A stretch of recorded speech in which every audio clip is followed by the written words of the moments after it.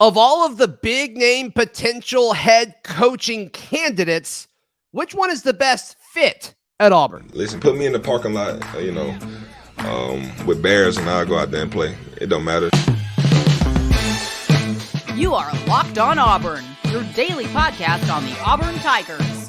Part of the Locked On Podcast Network, your team every day. Yes, welcome on into Locked On Auburn, your daily Auburn Tigers podcast. I'm your host, Zac Blackerby, and thank you so much for making Locked On Auburn your first listen every single day. Happy Ferg Friday to all who celebrate. And we're celebrating it today with Justin Ferguson of the Auburn Observer. Ferg, we're all hearing the same names, right?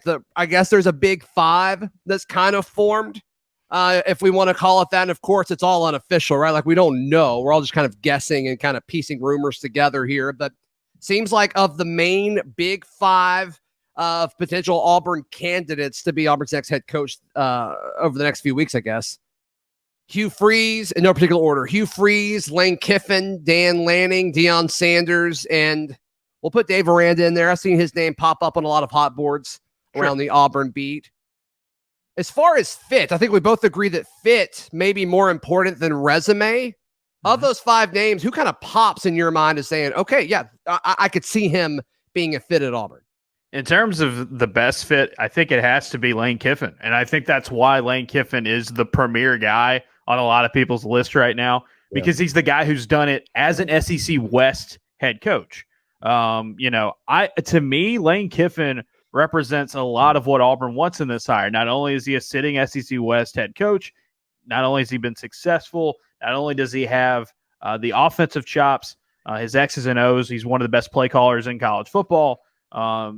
It's also the fact that I think Lane kind of embodies a lot of Auburn, like in terms of that attitude of the, maybe irreverent, chaotic. And I just think we'll see it this weekend. Ole Miss plays Alabama, but like he's got this really interesting relationship with Nick Saban, where it's like, he's crediting him with like turning his career around and resetting. But then there was the whole thing about him leaving and getting fired after before the during the playoff.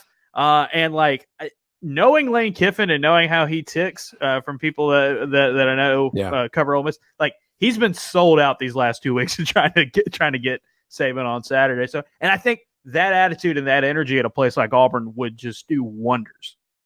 The biggest thing going against the fit of Lane Kiffin as Auburn's next head coach, to me, is like he's not a big rah-rah guy. He's not a big, like, I don't know how often he said roll tide when he was at Alabama. I've never heard him say hotty toddy at Ole Miss. I don't know if he's going to be like screaming War Eagle at Tiger Talk. You know what I mean?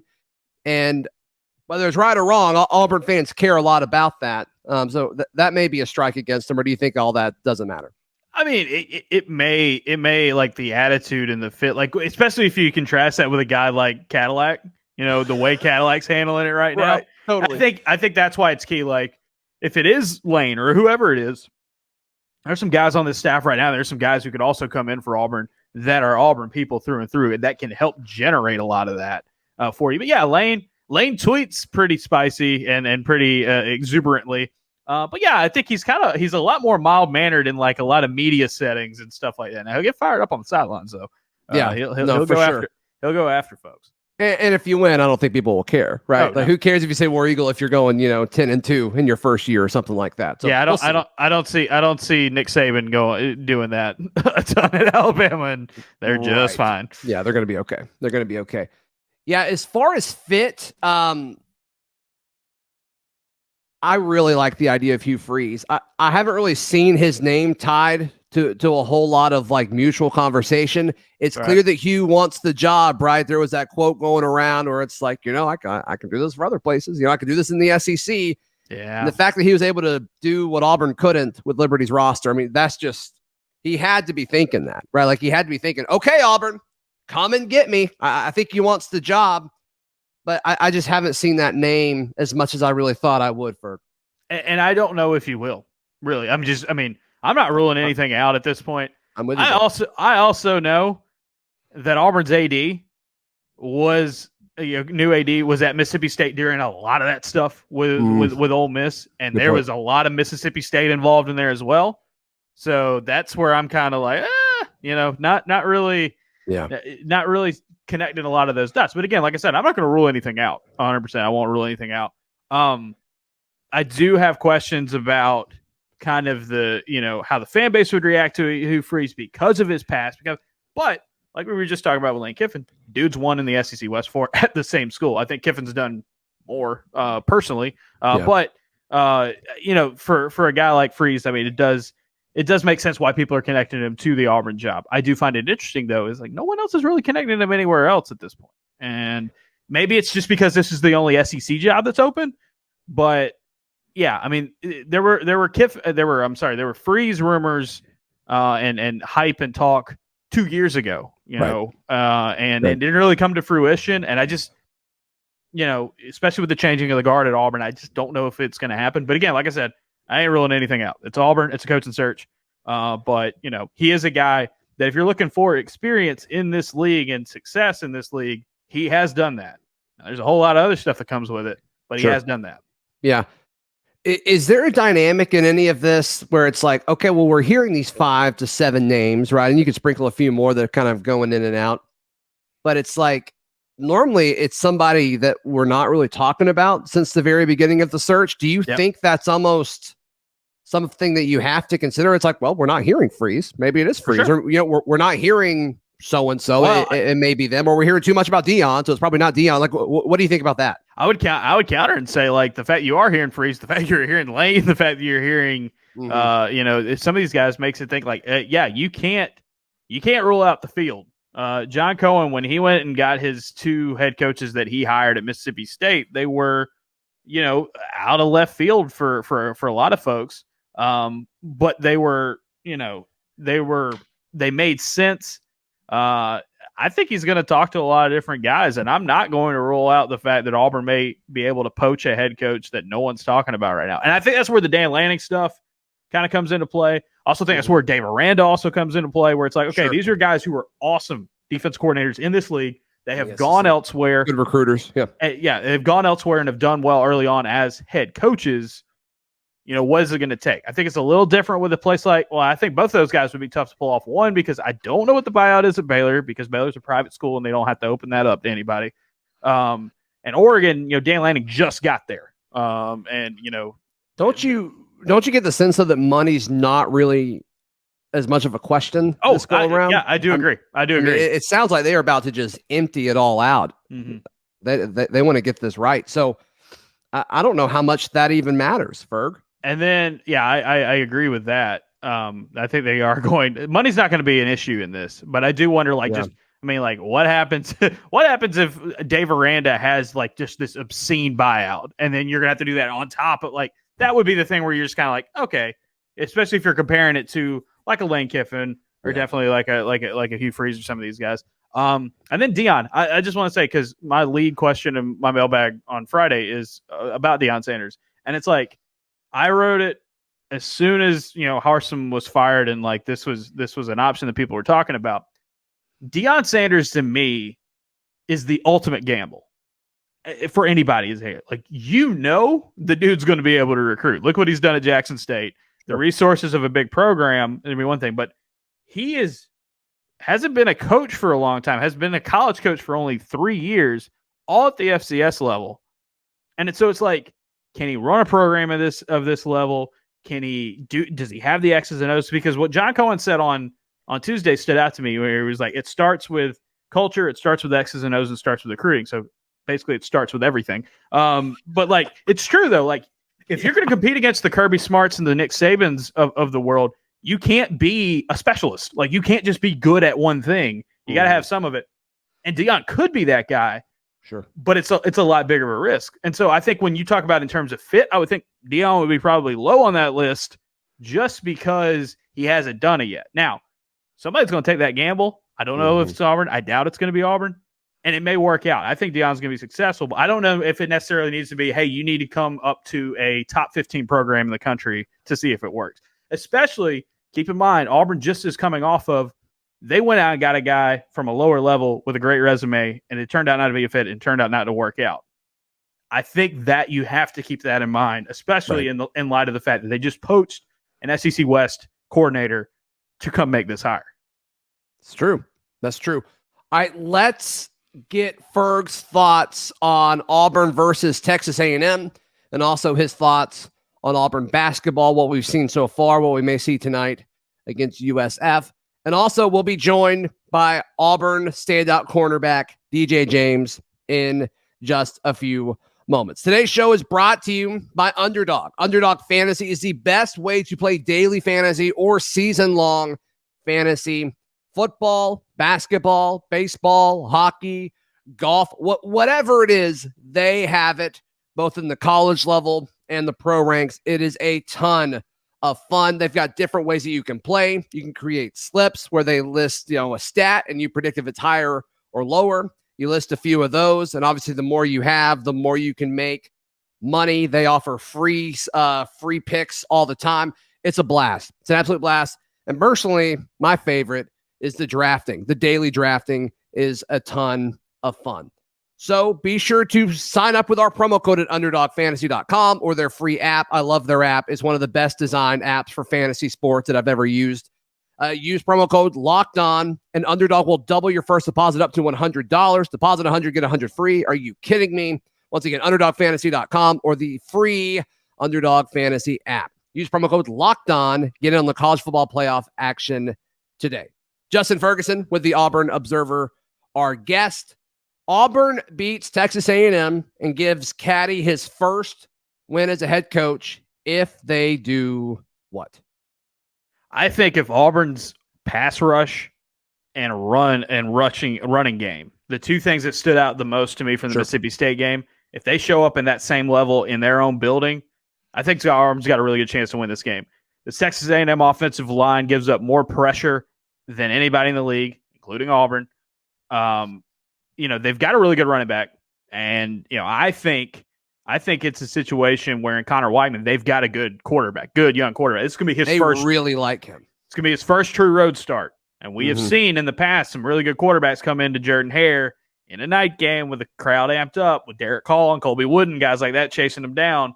You got to rattle them. You got to get after it in that area. I do think there's some things for A&M that give you trouble, much like a good running back who can make big plays. You got to step up in that aspect. And then on the flip side, teams that have been able to commit to running the ball against Texas A&M have been very successful, especially the last 2 weeks. A&M's been banged up. They're not as strong at the line of scrimmage as we thought they were going to be this season, and especially as they were at the beginning of the year. Auburn's had 3 games in a row where they've ran the ball well. Now, they're not playing a murderer's row of run defenses. Guess what? This one's not a murderer's row. This is not a good run defense either. So, and it seemed like it was. It seemed like it was to at start the beginning of the year. Yeah. And I think injuries have just really ravaged them, and it's just not playing. They're not playing really well right now. So I think those are the 2 aspects of this game that you really, really like if you're Auburn. And some of the parts of the game that could go wrong for you, or might be you're at a disadvantage. The fact that you are playing at home and it's going to be such an emotionally charged game, I think is going to give Auburn a pretty good boost. So, it's just, can you do the things you did well at Mississippi State last week? Do that, avoid a slow start. You're going to have a real good chance of winning this game. Yeah, the slow start thing's interesting. I think a lot of that has to do with Robby. It takes him a few drives to get going, but once he gets going, it's like, man, this could be a really good quarterback. What do you want to see from Robby specifically on Saturday? It's the short to medium range passes they've got to be better. And is that a touch thing? Is that an accuracy thing? Is he panic? What do you think that is? I think it's just a pure accuracy thing, honestly. I mean, we saw him in fall camp. He just wasn't. We said it coming in. He's the most dynamic of the quarterback options. He's a playmaker, but his accuracy, his arm was the most inconsistent, and that has shown up. He can't throw the deep ball, obviously. His ability to run, and I think this interim staff, actually running him more as a designed runner, is going to be huge for his game. Yeah. But we saw him against Arkansas a couple weeks now. Arkansas's pass defense was dreadful. A&M's is better than that. But we saw him play a really good game. And we've seen him play a couple of pretty good games at home, maybe getting back in that environment, less cowbells. Maybe it's not raining, and the ball's not slick. Maybe that'll help out a little bit for him. It's just that, he misses a lot of, I'm not going to call them layups, and I'm not going to call them easy throws because playing quarterback's really, really hard. Sure. But there are some open guys that he misses, and it's just way too inconsistent. If he just tightens up on some of the ones where you at least say, okay, that's not a tough throw, that's not a super difficult throw. Yeah. I think he does a lot with his legs and a lot with managing pressure that I think can really, really help him against an A&M defense that last 2 weeks at home, they have given up a ton to South Carolina and Florida. Yeah. You mentioned playing quarterback is tough. Playing quarterback behind this offensive line is even tougher, makes things much more difficult. Brendan Coffey, we assume, will be the right tackle with Troxel being done for the year. How do you think that'll impact things on Saturday? Yeah, I mean, it's the thing where like Coffey has experience at this point and by the way, I had the stat wrong. They played Ole Miss, not South Carolina 2 weeks ago. You're good. I just had to correct myself there. Otherwise it was going to drive me crazy. I understand. The thing with Brendan Coffey is he does have some experience. He's got some of that kind of, run blocking ability that I think he'll be able to replace some of that. It's just pass pro. And it's like Auburn's pass pro has just not been good. A&M, still got dudes that are talented up front and winning matchups and getting those opportunities. I think that's the thing with Auburn's offensive line at this point. They have had some consistency here the last few weeks running the ball. Pass pro is still just way too up and down. So I don't expect to see a ton of a difference because it's not like you're putting in somebody who's never done it before, right? Sure. I think it is, this line is what it is at this point, and we'll see. I think it's just the key for Coffey is just going to be A, do your job, and B, try to win as many of those one-on-ones as possible on the perimeter with your pass pro, and kind of keep it going, keep it moving for Auburn. Yeah, DJ James coming up in just a moment. Ferg, what stands out to you other than ineffective shooting so far with the exhibition game and the opener earlier this week about this Auburn basketball team? That defense is nasty. It's awesome. I mean, this is going to be a defense that has the potential to be really, really good. Shooting comes and goes. Shooting can get hot. Shooting can get cold. Now, I do think Auburn's got work to do to get to be in an average three-point shooting team, obviously. But that has the most variance usually at the beginning of the season. For a team to look that good on defense from game one with new pieces, man, I mean, and George Mason was very efficient last season as a team shooting the ball. They do play slow, but they don't turn the ball over and they don't shoot as poorly as they did against Auburn. I mean, they were an older team, weren't they? Started five seniors. Okay, I probably read that from you. Yeah, yeah. You took out Josh Adura, their best player, pretty much out of the game plan early. That was huge for Auburn. Huge for Auburn. I thought, even the guys who didn't shoot well, like you can see Katie Johnson and Alan Flanagan and some of those guys who didn't have great shoot, go watch those guys play defense in that game. They were taking them out. So the defense getting off to a great start. I think Auburn's going to have a lot of work to do to get their offensive bugs sorted, to get the shooting going. But the good thing is they get 4 games at home before they go to Cancun. They can work a lot of that out. And it's that defense, extra opportunities for them because of their great defensive rebounding and also on the flip side, their own good offensive rebounding. And forcing all those turnovers, a lot of one-and-done possessions. Yeah, I mean, it doesn't matter if you're not very efficient at shooting if you're getting a lot more possessions than the other team. And that's what that defense got them, on Monday. And I think that's what they'll do on Friday. Right. USF does not appear to be very good. They're not projected to be very good. Ken Palm does not like them. What are you expecting? What are you expecting Friday night? Well, a lot of people will remember last year when Auburn went to Amalie Arena last season against USF and Auburn won a rock fight. Could be a rock fight again in this one if Auburn doesn't shoot well. But, this USF team lost to a Southeast Missouri State team on opening night that was projected to be in the 300s on Ken Palm. Not great. They shot very poorly. This was one of the worst shooting teams in college basketball last season. They had a couple new transfers that in game one didn't look like they made a ton of difference shooting the ball for them.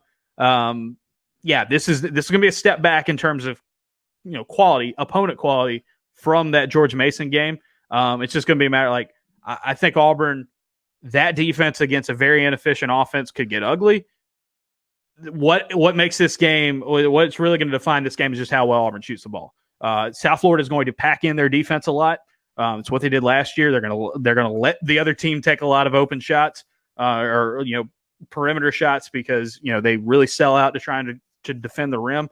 It's just a matter if you hit them or not. Last year, Auburn got a lot of open shot opportunities against South Florida, didn't hit them at home. Can you do that? If you can, you might blow the doors off this team. Yeah. Ferg, how can people check out everything you got going on, bud? Yeah, auburnobserver.com, a whole lot there. Mailbag out today, preview podcast where we tackled a lot of these topics. Basketball coverage, football coverage all throughout the weekend. AuburnObserver.com. $60 a month or $60 a year. All the stuff we do, newsletters or podcasts, gets sent straight to your email inbox. And there's something pretty much every day or multiple somethings every day the way things are going right now here. Yeah, it's a great read, worth every penny. Be sure to check that out, AuburnObserver.com. Our conversation with DJ James, Auburn cornerback, in just a moment. But look, you talk about DJ James, you think great defense. Well, the best defense out there, you need to defend your home, and the best defense to do that is with Simply Safe. Did you know that over the holidays, property crimes like burglaries and package thefts spike nationally? That's why our friends at Simply Safe Home Security are offering 50% off their award-winning security system so that more families can feel safe and secure this holiday season. Order your Simply Safe system for half off today and enjoy advanced security and greater peace of mind this holiday season. We use Simply Safe. We trust it with our home, and we strongly advise that you do that as well. My wife made the comment the other day, her peace of mind is outstanding right now, and a lot of that has to do with Simply Safe. Highly, highly recommend it. So don't miss your chance to save big on the only security system that I recommend. It's the only one I have. Get 50% off any new Simply Safe system. simplysafe.com/lockedoncollege. There's no safe like Simply Safe. Joining us now here on Locked On Auburn, Auburn cornerback DJ James. Man, how has this first year at Auburn been treating you so far? It's been great. Just taking in my new teammates. The fans has been great. Just good energy all around. Great family vibe here. I love it. It's interesting. I mean, you and two other former Oregon players all kind of came over at the same time. That's a little it's a little cool with you coming over with Jason and Robby. What was your relationship like with them at Oregon, and what is it like with them now? We all had already had a relationship at Oregon. We used to all talk with each other at Oregon as well. But coming back here, we all then got closer being back at home with each other. Yeah. Yeah. What does that transition look like from Pac-12 to the SEC? It's different. Players bigger, stronger players, a little bit different game speed. I had to get adjusted to it, but it's fun. I love the SEC. It's a fun game, week in, week out. Right. So your role seems to be getting bigger and bigger as the season's gone on. I mean, it sounds like in preseason practice, it was kind of Nehemiah and Jalen, and then you kind of rotating in, and then your ascendance has been pretty crazy. I mean, it appears that you're the number one corner on this roster now. What does that look like from your point of view? I feel like we all top dogs in our position room. Yeah. We all compete each and every day. Shout out to my guys. They push me each and every day to get better. Yeah. But yeah, I'm just taking on the role, just doing what I have to do for my teammates and for my coaches as well. Sure. What's that like coming into a new situation? You know, transferring across the country to Auburn, and you kind of picked a team that already had a loaded position group at your position. You don't really see that a whole lot in the transfer portal. What all has that been like, your journey to Auburn and now to being a starter in your first year here? It was great. I thank my coaches and my teammates. They push me each and every day to be in the position I am right now, and I just want to thank them. They just pushed me to be in the position I am now. And just leaving Oregon and coming here, it was a transition for me, just being with a new environment, being with new teammates, new coaches. But they brought me in like family, and it's just been tight ever since. Is the food better here? I've been told that the food is a lot better here than in Oregon. Is that true? Yeah, that's true. In my opinion, that's true. But I'm from Alabama. So yeah, sure. Right. What is your favorite restaurant in town, you think, DJ? I'm putting you on the spot here. For me, I got to go Fusakli's. Really? Yeah. Okay. Are you a big chicken finger person? Yeah, and Fusakli's originated. It's from Mobile. It's a Mobile spot. So, yeah, I got to go Fusakli. Okay. That's interesting. Give me your top 3 chicken finger places. Fusakli's is one, sounds like. Who do you think's trailing them? Cane's. Really? I don't think I've ever actually had their chicken before. Really good chicken. I'm missing out. They got really good chicken tenders. All right, give me another top tier chicken. You got to go Chick-fil-A. Okay, that's safe. That's safe. Yeah. I respect that. All right, so it seems like you guys were a lot more aggressive against Mississippi State. Was that a game plan thing as far as lining up closer to the line of scrimmage, or was that more of a just change in scheme and mentality with the coaching changes? We just played our game. We went with the game plan our coaches had us do the whole week, and we just went in halftime. We talked about it, and then we just came out after halftime and just did it. Listened to the coaches. They made some changes, and we just went with it. Do you feel more comfortable close to the line of scrimmage where you can kind of get a hand on an opposing receiver, rough them up a little bit, or do you like playing off ball a little? I like both. I'm a guy that perfect answer. Yeah, I love both. But at times it's best to get on the line, and other times it's best to get off the line. But with our D line, I like to get mostly up. Yeah, that makes sense. As far as prepping for Texas A&M this weekend, what stands out about their offense as you guys kind of put together a game plan? Just overall skill wise, they got skilled players everywhere. Good running back, good receivers. So you're gonna have the game plan good for them. But I know our coaches have us ready for them. Sure. Tell me a little bit about On to Victory. I mean, it sounds like they've done such a great job of partnering with Auburn athletes to really help their college experience be even better. Oh, On to Victory. Great. Yeah. Shout out to On to Victory. They make sure each and every one of their players are good to go. Yeah, I just want to give a major shout out to On to Victory. 100%. If you're watching or listening, head to ontovictory.com. They're doing their rollout now where you can sign up and give at different levels to help support Auburn athletes like DJ and others. DJ, I got a few listener questions. Are you okay if I ask you a few? Oh yeah, for sure. The first person asked, why is DJ James so nice? What are your thoughts on that? Just my upbringing. Both of my parents being with me, just guiding me along my journey. So I'm blessed to have both parents in my life. So. Yep, that was from Draco. Bacon asked, we need to know what you think about the Oregon trade. There's a big thing. I don't know if you've seen this, but there's this big thing that happened amongst the Auburn fan base where we all act like Auburn traded away Bo Nix and got you, Robby, and Jason in return. Do you think we won that trade? Was it a trade? That's the thing? No, we're just all acting like it's a funny fan thing. I think it was a win-win for both schools. I'm not going to necessarily say we won the trade or we lost the trade. I want to say both schools both got great athletes. So. All right. Savas says, if I was to buy DJ James's jersey, would he prefer his actual name or does he have a nickname? DJ James. Do you have a nickname? Do they call you anything? No, just DJ. Gotcha. Few people have asked about comparing you to Roger McCreary.